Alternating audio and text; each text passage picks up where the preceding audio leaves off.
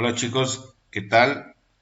Hoy ya vamos a comenzar con nuestro tema de clase de la unidad número uno, que es la estructura del genoma humano.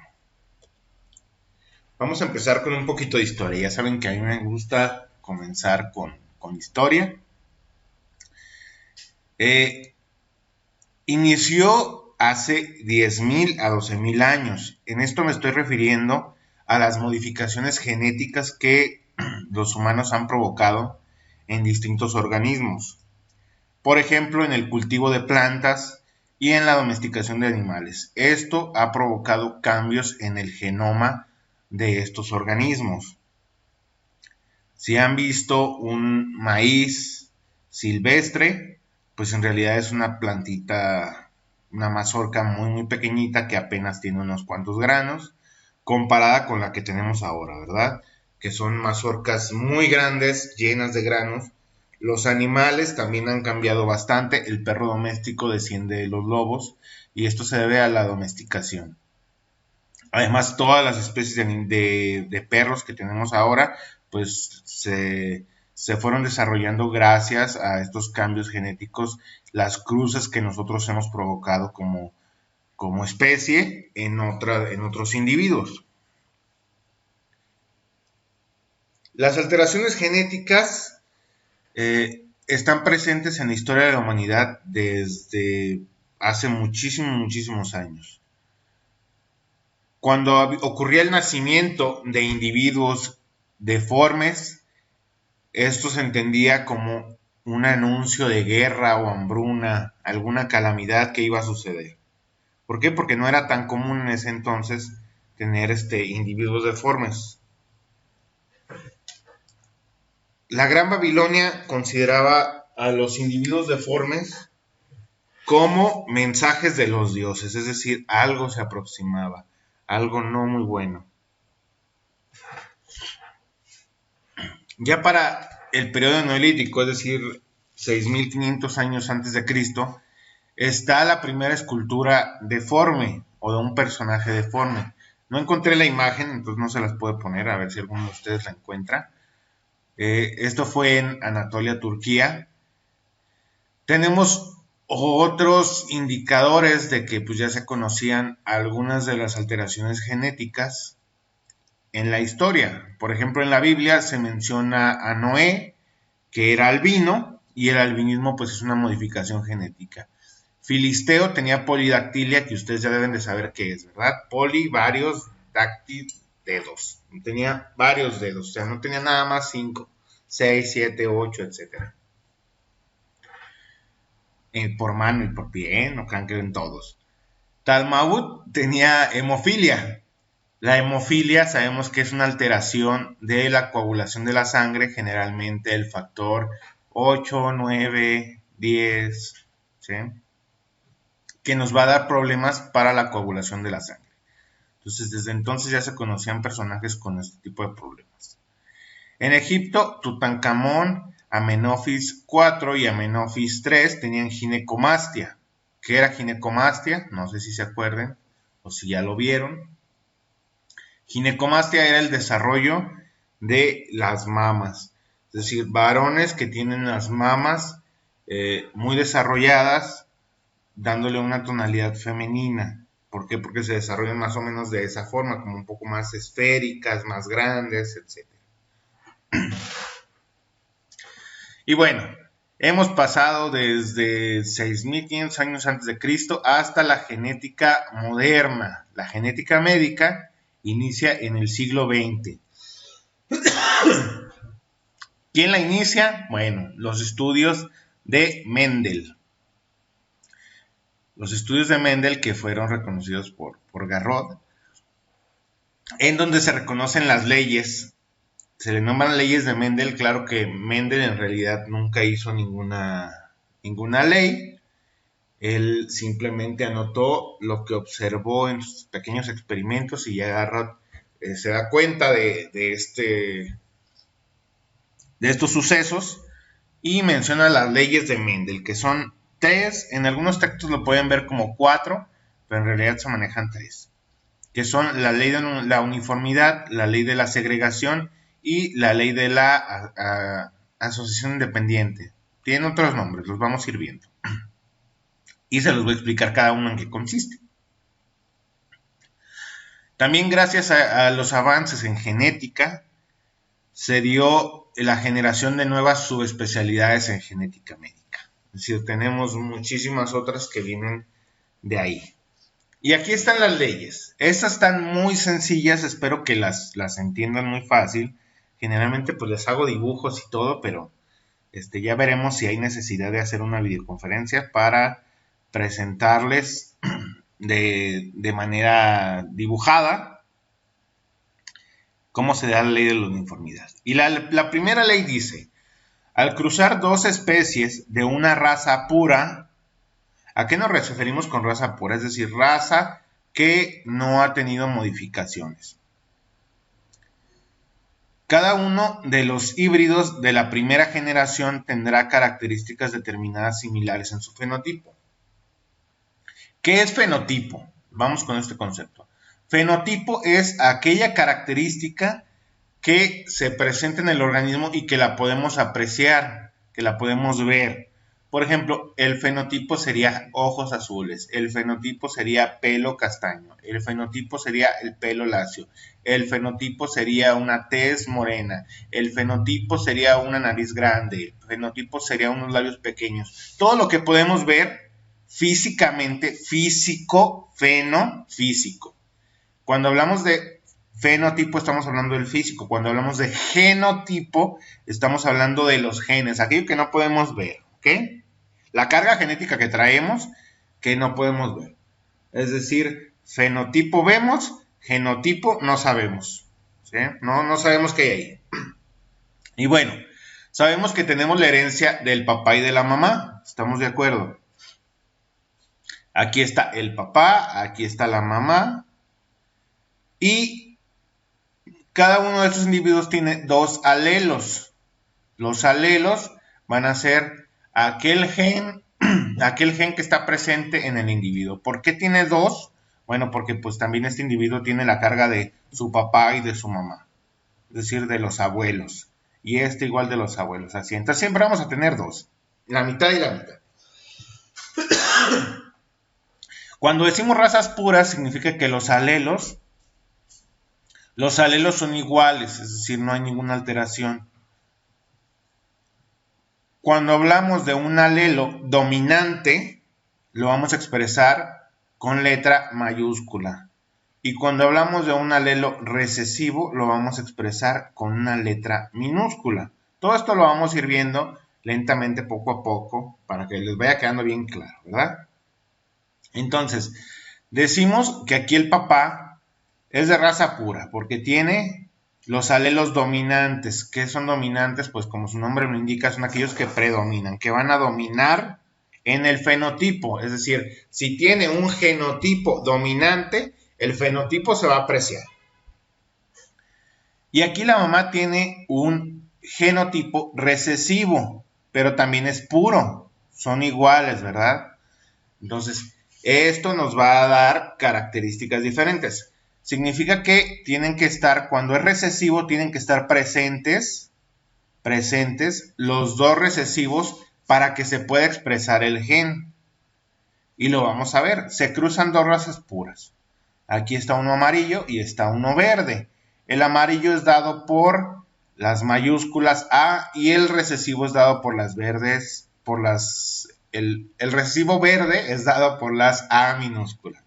Cuando se da la cruza de estos individuos, pues le va a dar la mitad de su genotipo, ¿verdad? Le va a dar una A mayúscula, porque pues nada más tiene A mayúsculas, nada más puede dar eso, y nada más puede dar A minúsculas. Entonces, le da su A mayúscula, su A minúscula, y el individuo va a ser de color amarillo. Y su genotipo, fíjense, ahí está la diferencia, su genotipo es A mayúscula, A minúscula. ¿Por qué amarillo? Bueno, porque este es el dominante, entonces se va a expresar el color dominante, que es el amarillo. Pero, por ahí trae oculto el color verde, ¿sí? El color verde. Esto es muy importante, que no se les olvide. Entonces, este va a ser un heterocigoto. Un heterocigoto significa que trae dos, ¿verdad? Este sería un homocigoto dominante. Este sería un homocigoto recesivo. Y este sería un heterocigoto. Vayan tomando sus notas, muy importante. ¿Por qué? Porque todo esto nos va a servir para la siguiente ley, que es la ley de la segregación, la segunda ley. Dice, para que exista la reproducción de dos individuos de una especie, primero debe existir la separación del alelo, que fue lo que hicimos acá, ¿verdad? Separamos los alelos de cada uno de los pares para que de esta manera se transfiera la información genética al hijo. Ok. Supongamos que este chícharo amarillo se enamora de otro chícharo amarillo, que es heterocigoto también. Y van a hacer la cruza. Son muy felices, ¿sí? Y son chícharos amarillos muy felices, son heterocigotos. Entonces, se separan los alelos. Dijimos que nada más le podían compartir uno, ¿verdad? Uno. Entonces, la cruza de estos dos significa que tiene estas posibilidades. Puede pasarle el mayúscula o la minúscula. Y aquí la mayúscula y la minúscula. El papá y la mamá pueden hacer esos cambios. Como esto es azaroso, no sabemos cuál es el que se va a pasar. Las posibilidades de los hijos son las siguientes. Es decir, que al primer hijo los dos le hayan pasado la mayúscula, ¿verdad? Y este volvería a ser de raza pura. Este sería otra vez un raza pura, porque tendría las dos dominantes. Y es de color amarillo. El siguiente es de que el papá le haya pasado el A mayúscula y la mamá le haya pasado el A minúscula. Este sería un heterocigoto y sería igual a los papás. En el tercer ejemplo, el papá le dio la A minúscula y la mamá le dio la A mayúscula. Y también sería un heterocigoto. Y en el último, los dos le dan el A minúscula, ¿sí? Y le salió color verde. ¿Qué pasó ahí? ¿Qué pasó ahí? ¿El chícharo lechero? ¿O qué pasó? ¿El chancho? No. Lo que pasa es que tenían la carga genética. Yo creo que más de ustedes han visto alguno que dice, es que abuelió, salió a sus abuelos, no se parece a los papás, ¿verdad? Se parece al abuelo. En este caso se parece a la abuela verde. Y esto se debe por este mismo fenómeno, que como los genes se van repartiendo, se segregan, pues puede tocar que tenga un fenotipo diferente al esperado por los papás. ¿Sí? Entonces por eso muchas veces nos parecemos más a los abuelos que a los papás. Que de todas maneras pues viene siendo la misma carga genética, ¿verdad? Y luego tenemos la tercera ley. Hasta aquí espero que les haya quedado claro. De todas maneras, cualquier duda, por favor, usen el Google Classroom. Ahí les voy a estar respondiendo todas las dudas que tengan. Y luego tenemos la tercera ley. La ley de la herencia independiente. Dice, según Mendel, hay rasgos heredados que se obtienen de forma independiente, sin relación con el fenotipo, lo cual no afecta el patrón de herencia de los otros rasgos. ¿Qué es lo que quiere decir? Ya vimos, la primera ley es la uniformidad, ¿verdad? Dos razas puras van a dar un heterocigoto. En la ley de la segregación, dos heterocigotos pues pueden dar todo el espectro, volviendo a salir las razas puras. Y en el tercero es la ley de la herencia independiente. Aquí miren qué curioso. Tenemos un chícharo redondo, redondito, liso y amarillo con uno verde y rugoso. Aquí tenemos, ya caray, ya no tenemos nada más una A mayúscula y una A minúscula. Ya salieron unas veces. ¿Qué está pasando aquí?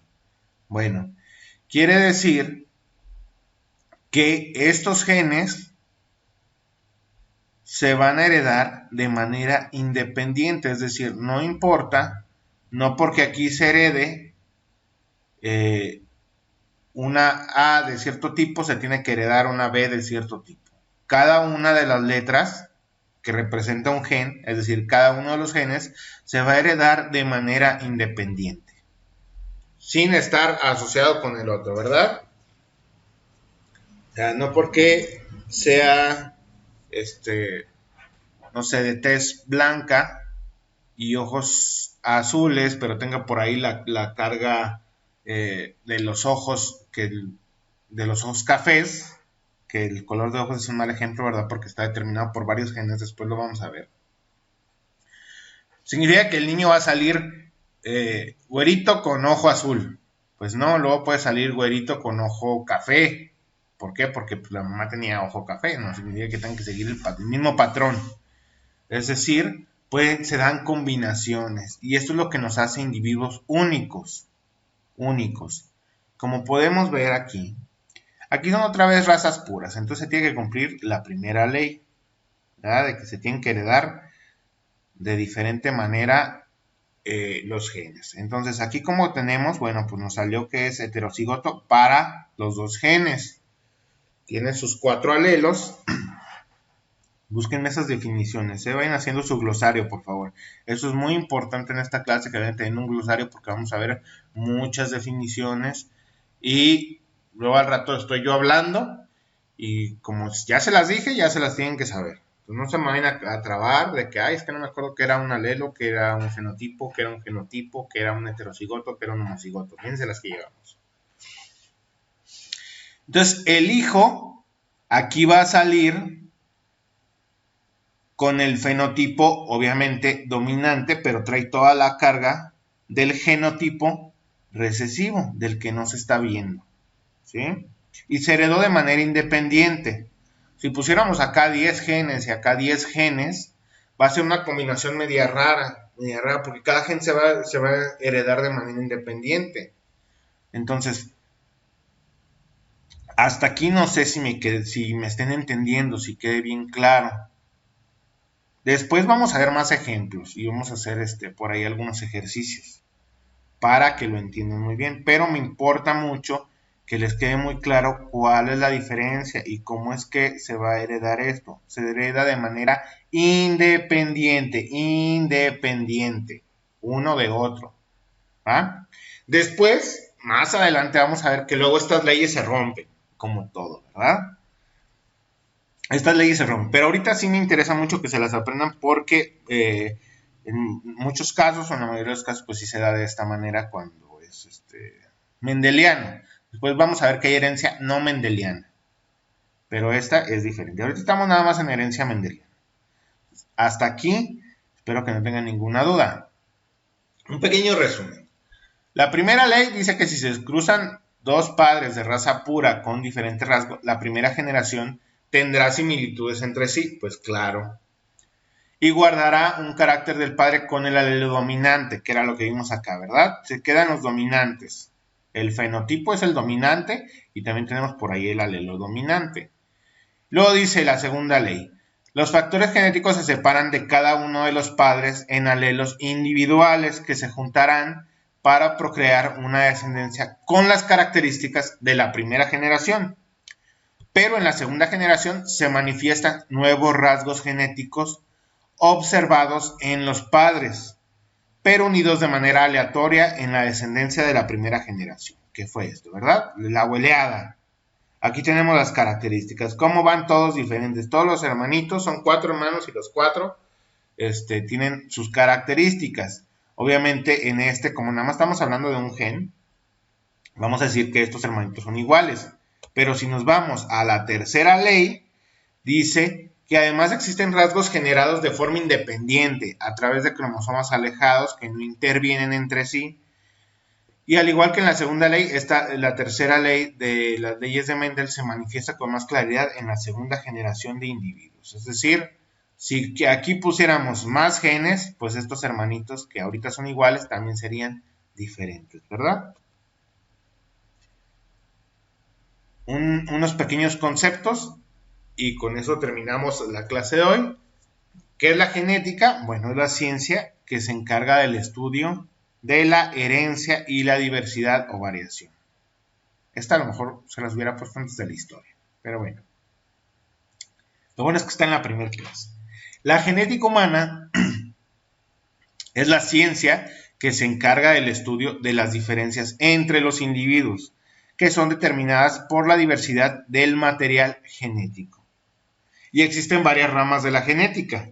Está la genética bioquímica, la genética del desarrollo, la citogenética, la inmunogenética, farmacogenética, genética de poblaciones, genética molecular, genética médica, nutrigenética, etcétera. Hay muchísimas ramas de la genética, ¿verdad? Porque se ha visto que pues, influye en todo. La genética es una chulada. Entonces, hasta aquí, espero que les haya quedado claro, que no tengan ninguna duda. Fueron poquitas diapositivas porque pues son algo pesaditas a pesar de que son poquitas. Por favor, hagan sus comentarios. De todas maneras, les voy a subir por ahí algo al Classroom, pero hagan sus comentarios. ¿Qué les pareció la presentación? ¿Está clara? ¿Está entendible? ¿Algo que le modificarían? Etcétera, etcétera, etcétera. No se olviden de tomar sus apuntes, ¿va?